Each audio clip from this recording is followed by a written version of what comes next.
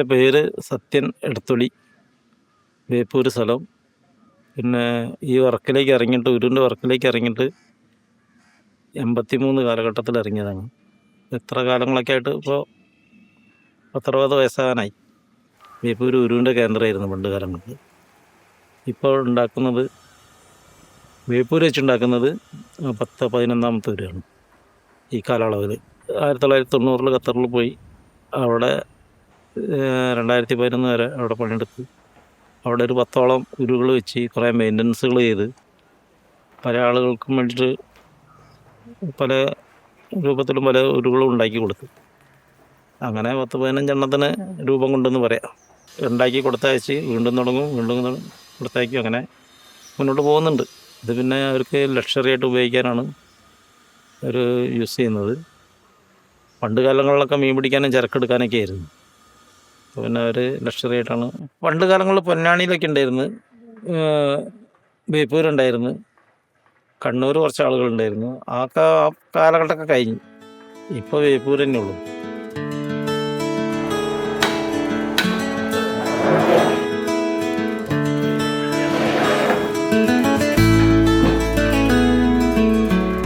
ഒരു വർക്ക് ഇത്ര വലുപ്പത്തിലൊരു ഉരുവാണെന്ന് പറഞ്ഞിരിക്കുകയാണെങ്കിൽ അതിൻ്റെ ബാക്കിയുള്ള ലെങ്ത്ത് അവർ പറയുള്ളൂ, അതിൻ്റെ ബാക്കിയുള്ള കാൽക്കുലേഷൻ ഞങ്ങളാ ചെയ്യും.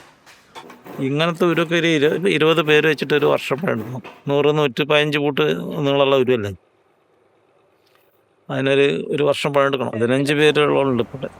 ഇതൊക്കെ ഒരു 2.5 കോടി രൂപേൻ്റെ സാധനങ്ങളാണ്. ഇതിപ്പോൾ വലുപ്പത്തിനനുസരിച്ച് കൂടുന്നതനുസരിച്ച് കാശ് കൂടുകയും ചെയ്യും. അപ്പം ഞാനും എൻ്റെ കൂടെ ഇനിങ്ങാണ്ടി സീനിയറായ ആളുകളുമുണ്ട്. അപ്പോൾ അവരൊക്കെ അവിടെ ഒരു ടീം വർക്ക് എന്ന് തന്നെ പറയുന്നത്. അങ്ങനെയൊക്കെയാണ് ഇതിനകത്തൊരു ഏറ്റക്കുറച്ചിലുകളില്ല. എല്ലാവർക്കും എൻ്റെ കൂടെ പണിയെടുക്കുന്ന ആളുകൾക്ക് ഒരു 3-4 പേർക്ക് ഇതിൻ്റെ എല്ലാ കാര്യങ്ങളും അറിയുന്ന ആളുകളുണ്ട്. പ്രാക്ടിക്കൽ എക്സ്പീരിയൻസ് ആണ് ഞങ്ങൾക്ക്. അപ്പോൾ അത് കാരണം ഞങ്ങൾക്ക്, ഞാൻ പറഞ്ഞ ലെങ്ത്ത് മാത്രം പറഞ്ഞാൽ മതി, അതിൻ്റെ വിഡ്ത്തും ഹൈറ്റും ഞങ്ങൾ കാൽക്കുലേഷൻ ചെയ്യും. നിങ്ങളിപ്പോൾ എത്ര ലെങ്ത്ത് പറയുന്നത് അതിൻ്റെ വിഡ്ത്തും ഹൈറ്റും ഞങ്ങൾ കാൽക്കുലേഷൻ ചെയ്യും. അതെ, നമ്മളെ പൂർവികരൊക്കെ ചെയ്യുന്നതല്ലേ. അപ്പം അവരൊന്ന് ഞങ്ങൾക്ക് കാണിച്ചു തന്നിട്ടുണ്ട്. ഇനി ഇങ്ങനെയാണ് ലെങ്ത്തിൻ്റെ 1/3 വിഡ്ത്ത് എന്ന് പറയുമ്പോൾ വിഡ്ത്തിൻ്റെ പകുതിയാണ് ഹൈറ്റ്. അങ്ങനെ പറയുമ്പോൾ പിന്നെ ആ കണക്ക് അങ്ങനെ തന്നെ, എത്ര വലുതായാലും എത്ര ചെറുതായാലും അങ്ങനെയാണ് കാൽക്കുലേഷൻ ചെയ്യും. പിന്നെ അതിൻ്റെ ഷേപ്പൊക്കെ ആയി വരാൻ അവിടെയാണ് നമ്മൾ ബ്രെയിൻ ഉപയോഗിക്കേണ്ടത്. പുറമെ കാണുന്നതൊക്കെ തേക്ക്, ഉള്ളിലേക്കൊക്കെ നാടൻ മരങ്ങളാണ്. പ്ലാവ്, വെണ്ടേക്ക്, എരിമരുത്, അങ്ങനെയുള്ള മരങ്ങളൊക്കെ ഉണ്ട്. പിന്നെ നമ്മളെ നാട്ടിൽ മരങ്ങളില്ല. നമ്മളെ നാട്ടിലേക്ക് മരങ്ങൾ നമ്മൾ മറ്റുള്ള രാജ്യങ്ങളിൽ ഇമ്പോർട്ട് ചെയ്തുകൊണ്ടിരിക്കുകയാണ്. പണ്ട് കാലങ്ങളിലല്ല മരം ഇവിടുന്ന് അങ്ങോട്ട് കയറ്റി പോകുന്ന കാലമുണ്ട്. ഇന്നിപ്പോൾ അതില്ല. നമ്മളിപ്പോൾ ഇമ്പോർട്ട് ചെയ്തുകൊണ്ടിരിക്കുക മരം. ഇതിൻ്റെ ബേസ് മലേഷ്യൻ മരങ്ങളാണ്, കൊയിലാന്ന് വരെയായിട്ട്. തേക്ക് മൂവാറ്റുപുഴ, കണ്ണൂർ, കാലടി, അങ്ങനെയുള്ള സ്ഥലങ്ങളിലാണ്. നമ്മളെ നാട്ടിലെ തേക്കിനാണ് ലോകത്തിൽ നമ്പർ 1 എന്ന് പറയുന്നത്. ആദ്യം താഴെ നിന്നുണ്ടാക്കിയിട്ട് ആണ് ബേസ് റെഡിയാക്കിയിട്ടാണ് മുകളിലോട്ട് കയറി പോവുക. മുകളിലും വരും, അടിയിലാണ് ആദ്യം വെയിറ്റ് കൂട്ടേണ്ടത്, എന്നെങ്കിലും അത് നേരെ നിൽക്കുള്ളൂ. നിങ്ങൾ ലെങ്ത്തിലൊരു സാധനം പോയിട്ടില്ലേ, അതാണ് കീലെന്ന് പറയുന്നത്, പാണ്ടി എന്ന് പറയും മലയാളത്തിൽ. അപ്പോൾ അതിൻ്റെ മുകളിൽ നിന്നാണ്, അതാണ് അതിൻ്റെ ബേസ്. അവിടെ നിന്നാണ് ടെമ്പറേച്ചറിലും വെച്ചുകൊണ്ട് ഉയരം പൊന്തി പോകുന്നത്. വണ്ണമുള്ള മരങ്ങളുണ്ടെങ്കിലോ കാലുകൾ കിട്ടുള്ളൂ. ഇതിൻ്റെ കാലെന്ന് പറഞ്ഞാൽ 6x6 സൈസ് വരുന്നതാണ്, സ്ക്വയർ. അത് നാച്ചുറൽ ബെൻഡുകളായിട്ട് കിട്ടുകയാണെങ്കിൽ അത്രയും മെച്ചം.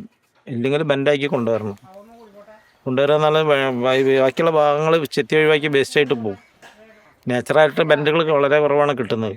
ഒരു ഫ്രെയിം തന്നെ ഇപ്പോൾ ആയി വരുമ്പോഴത്തേക്ക് 2-3-4 ജോയിൻറ്റുകളൊക്കെ ആയി വരും. അപ്പോൾ നമ്മൾ വിചാരിക്കുന്ന പോലെ ആർച്ചായിട്ട് കിട്ടും. പിന്നെ പ്ലെയിനിങ് മെഷീൻ കറണ്ടിൽ ഉപയോഗിക്കുന്നുണ്ട്, കട്ടിങ് ചെയ്യുന്നുണ്ട്, ഡ്രില്ല് ചെയ്യുന്നുണ്ട്. പണ്ട് കാലങ്ങളിൽ ഞങ്ങളൊക്കെ കുട്ടിക്കാലത്ത് ഈ പറഞ്ഞ സംഭവങ്ങളൊന്നുമില്ല. നമ്മളെ പെട്രോൾ മിക്സ് ഉണ്ടല്ലോ, അതായത് മണ്ണെണ്ണ വെച്ച് കത്തിക്കുന്ന ഒരു സാധനം ഉണ്ടായിരുന്നു. അതുകൊണ്ടൊന്ന് എയർ അടിച്ച് കയറ്റിയിട്ട് കത്തിച്ചിട്ടാണ് ഞങ്ങൾ ഉരുവിൻ്റെ പണി നൈറ്റിലേക്ക് എടുക്കാറുള്ളത്. അന്ന് കറണ്ട് എന്ന് പറഞ്ഞ സാധനങ്ങളൊന്നുമില്ല. ഇന്നിപ്പോൾ കറണ്ടുകളായി എല്ലാ പണിക്കും. ടെക്നോളജി ആകെ മാറിപ്പോയി. അന്ന് പണിയെടുത്ത ആളുകൾക്ക് ഇന്ന് പണിയെടുക്കാൻ പറ്റില്ല, ഇന്ന് പണിയെടുത്ത ആളുകൾക്ക് അന്നത്തെ പണിയെടുക്കാനും പറ്റില്ല. ടൂളുകളൊക്കെ മാറിപ്പോയി. കണ്ടിരിക്കുന്നതിനൊക്കെ ബുദ്ധിമുട്ട് തന്നെയാണ്. നമ്മളൊരു ടേബിൾ ഉണ്ടാക്കിയല്ലേ അത്, ഇത് കുറേ വെയിറ്റുള്ള മരവും ബെൻഡ് ചെയ്ത് എടുക്കുമ്പോഴൊക്കെ ശരിക്കും പ്രാക്ടീസ് എക്സ്പീരിയൻസ് ഇല്ലാത്തവരാണെങ്കിൽ കണ്ണും മുഖവും പല്ലെല്ലാം പോകും അടിച്ച് തെറിച്ചിട്ടൊക്കെ. ക്ലാമ്പിട്ട് ടൈറ്റ് ചെയ്തൊക്കെ വരുമ്പോഴേ അങ്ങനെയൊക്കെ ഇത് വളച്ച് തിരിച്ച് കൊണ്ടുവരണ്ടേ, അത് ഷേപ്പാക്കി കൊണ്ടുവരണ്ടേ.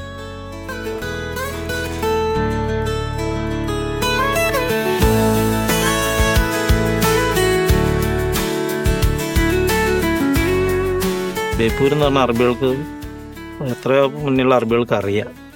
എത്രയോ വർഷങ്ങൾക്ക് മുന്നേ വ്യാപാരം നടത്തിയിട്ടുണ്ട് അറബികൾ ഇവിടെ.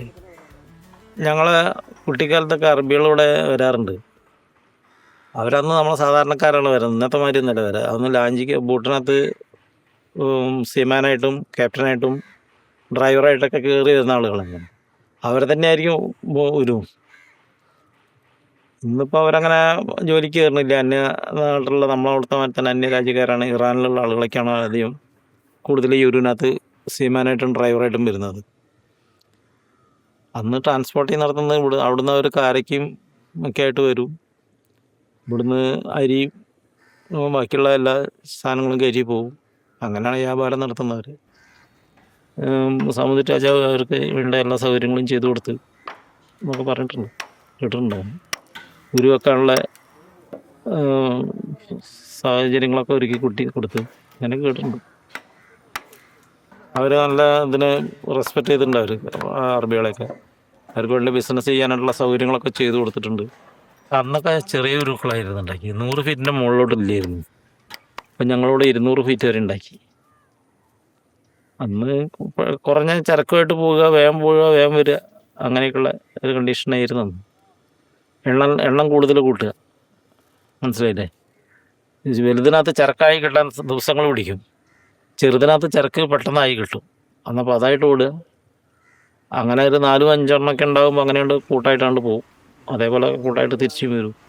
ഇപ്പോൾ ചരക്കുകൾ ദിവസം തോറും ഫ്ലൈറ്റിലായിട്ടും ഷിപ്പിലായിട്ടും പോകുന്നുണ്ടല്ലോ. ആഡംബര കപ്പൽ ഉണ്ടാക്കുന്ന ഉരുക്കൾ ഉണ്ടാക്കുന്ന ഖത്തർ, ദുബായിയൊക്കെയാണ് എൻ്റെ ആളുകൾ. എൻ്റെ അറിവിൽ ഞാൻ പറഞ്ഞില്ലേ 90 കാലഘട്ടത്തിൽ ഞാൻ ഖത്തറിൽ പോയി എന്ന് പറഞ്ഞില്ലേ.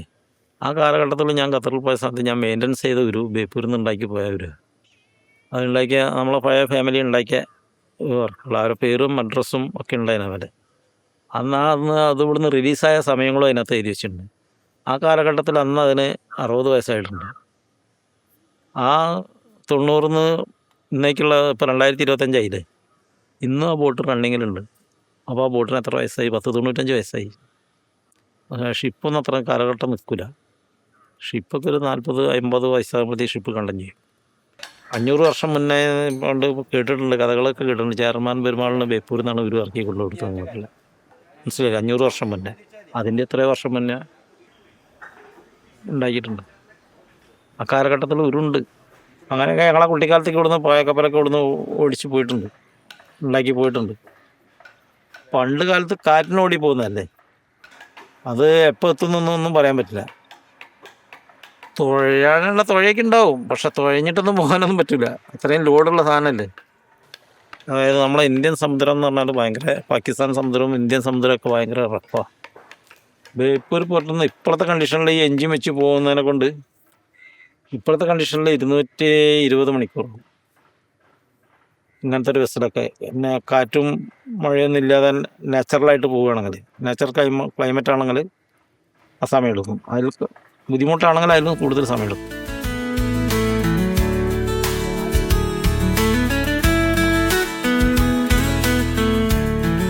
അപ്പോൾ പുതിയ കുട്ടികളൊന്നും ഇതിന് വരുന്നില്ല. കാരണം എന്താ വെച്ചാൽ കുട്ടികൾ ഇത് പഠിച്ചു കഴിഞ്ഞിട്ടാണെങ്കിൽ കാർപ്പൻറ്റർ വർക്ക്, ഉരുൻ്റെ വർക്ക്, കാർപ്പൻറ്റർ വർക്ക് എന്ന് പറയുമ്പോൾ ഒരു ഇത് കിട്ടുന്നില്ല. എന്താ, ഒരു വിലയിരുത്തലില്ല.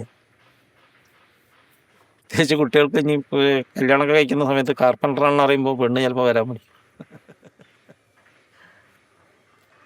അപ്പം അങ്ങനെയൊക്കെയുള്ള എൻ്റെ കൂടെ പണ്ടെടുത്ത പല കുട്ടികൾക്കും അങ്ങനെ അത് സംഭവിച്ചിട്ടുണ്ട്. ഞാൻ പറയുന്നതെന്ന് വെച്ചാൽ നമ്മളെ നാട്ടിൽ ഇതൊരു സ്കൂളാക്കി മാറ്റും. നമ്മളെ പുതിയ ജനറേഷൻ കുട്ടികൾക്ക് ഇത് അറിയാനായിട്ട്, മനസ്സിലായില്ല. അതിന് നമ്മളെ ഗവൺമെൻറ് അതിന് മുന്നോട്ട് വരും. അങ്ങനെയൊക്കെയാണ് നമ്മളെ ആഗ്രഹങ്ങൾ. പിന്നെ അറബികളൊക്കെ ഇവിടെ വരുന്നതിനെ കൊണ്ടും ഈ ജോലിയൊക്കെ നമുക്ക് തരുന്നതിനെ കൊണ്ടും ഇതിനോടനുബന്ധിച്ച് കുറേ ആളുകൾ ജീവിച്ചു പോകുന്നുണ്ട്. അത് വലിയൊരു കാര്യം തന്നെ എന്ന് പറയാം. ഒരു വർക്ക് തീരുമ്പം എന്നോട് എൻ്റെ കൂട്ടാളരും അപ്പോൾ പ്രവർത്തകരും ചോദിക്കും, സത്യം അടുത്ത വർക്കില്ലേ നമുക്ക് ചെയ്യേണ്ടതെന്നുള്ളത് ചോദിക്കുന്നത്. എന്തുകൊണ്ടാണ് അവർക്ക് ചെയ്യണം, ജീവിക്കണം എന്നുള്ളൊരാഗ്രഹം ഉള്ളതാണ്. അപ്പോൾ അതിന് ഒരു കൂട്ടണ്ടെന്ന് പറയാം. ദൈവം അനുഗ്രഹിക്കട്ടെ.